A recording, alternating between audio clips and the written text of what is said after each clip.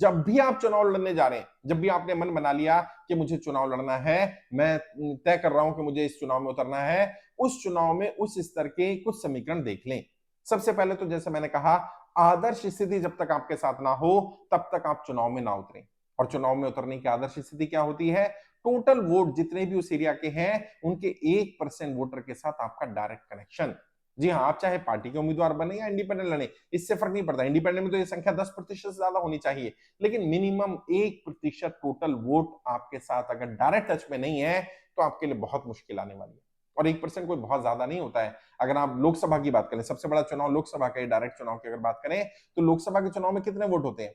20 lakh 25 lakh vote. अब 20 लाख का 1% कितना हुआ? 20,000 25,000। 20-25,000 लोगों से भी अगर आपका डायरेक्ट कनेक्शन नहीं है, एक घर में 4 वोट होती है तो 5,000 घरों से भी आपका डायरेक्ट कनेक्शन नहीं है, तो मैं रिकमेंड करूंगा आप चुनाव ना लें।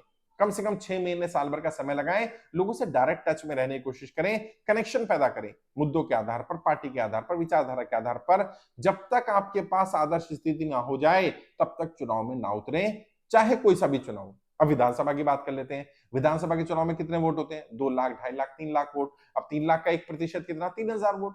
3,000 वोट तो भाई एक घर में अगर 4 वोट मान लें तो 700-800 घर बस, तो आराम से आप पहुंच सकते हो। तो 700-800 घर में भी अगर आपकी रीच नहीं है, आपकी उठ बैठ नहीं है, आपको लोग जानते नहीं है, तो आपको कोई डॉक्टर ने तो नहीं बताया कि आप चुनाव में उतर जाइए।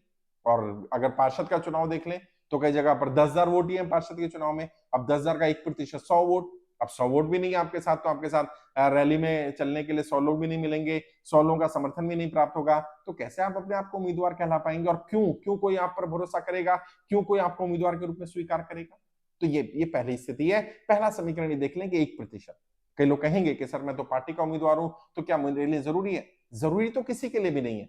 आप चुनाव लड़ने के लिए जरूरी नहीं है, लेकिन अगर आप जीतना चाहते हैं और पार्टी के आधार की बजाय अपना जनाधार बनाना चाहते हैं, ऐसे नेता बनना चाहते हैं कि पार्टी कहे कि चुनाव लड़ो तो हम मना कर सकते हैं अगर आपको नहीं लड़ना, और पार्टी कहे नहीं लड़ना और आप अड़ सकते हैं, तो अपना जनाधार बनाइए। अगर आप पार्टी पर डिपेंडेंट रहना चाहते हैं तो फिर इस तरह की किसी भी जरूरत नहीं है। पार्टी कह दे लड़ लेना तो लड़ लेना, पार्टी की लहर चल रही जीत जाएंगे, पार्टी की लहर नहीं चल रही तो हार जाएंगे।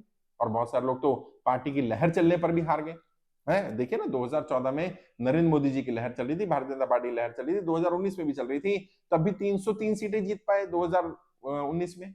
यानी कि लगभग जो 450 सीटों पे उन्होंने चुनाव लड़ा, तो 150 से ज्यादा सीटें ऐसी थी जहां हार गई भारतीय जनता पार्टी, या भारतीय जनता पार्टी के उम्मीदवार हार गए। क्यों हार गए भाई? लहर तो चल रही थी।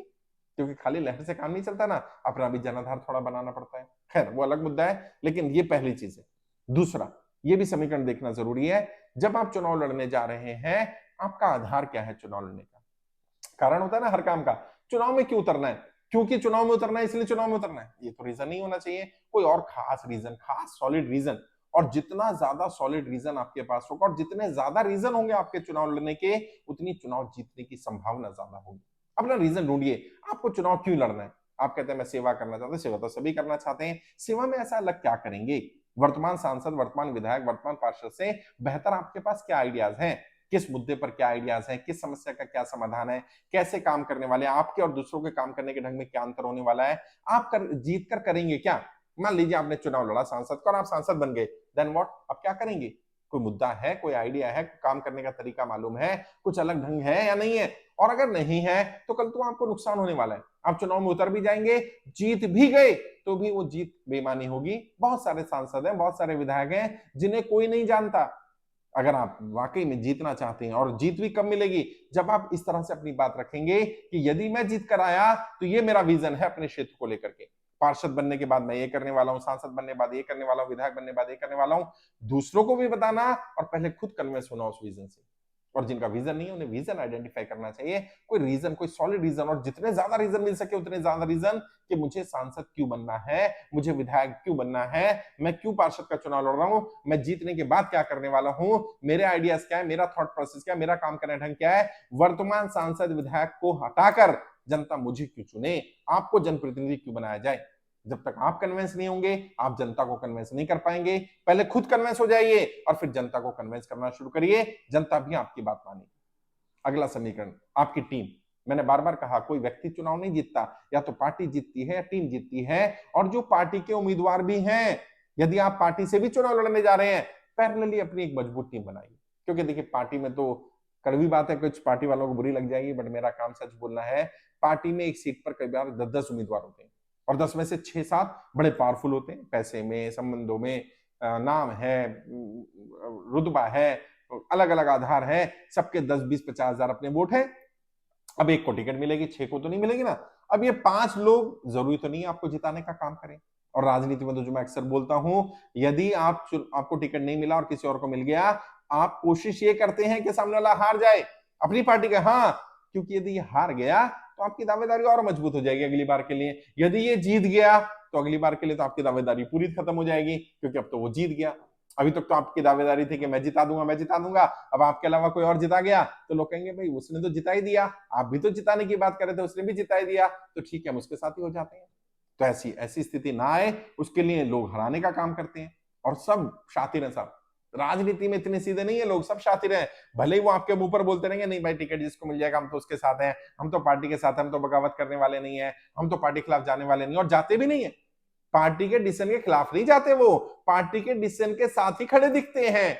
बस वही है, दिखते दिए के साथ हैं, होते हवा के साथ हैं। हाँ, ये लोग दिखेंगे कि ये पार्टी संगठन के डिसीजन के साथ है, लेकिन ये होते नहीं है, ये विरोधी के साथ काम कर रहे होते हैं और पता भी नहीं चल पाता, क्योंकि अंडर करंट में काम कर रहे होते हैं, पर्दे के पीछे की रणनीतियों पे काम कर रहे होते हैं। तो अगर आप पार्टी पर ही डिपेंड रहे और पार्टी की टीम ने आपके खिलाफ काम कर दिया, फिर क्या करेंगे? पैरेलल अपनी टीम बना लो, भले ही वो आपकी टीम पार्टी की टीम के अंडर काम करती रहे, लेकिन आपको फॉलो अप, फीडबैक्स, आपका वॉर रूम में रिपोर्टिंग, आपकी रणनीति, आपकी स्ट्रेटजी, वो आपको पता रहे कि काम ठीक हो रहा है कि नहीं हो रहा है।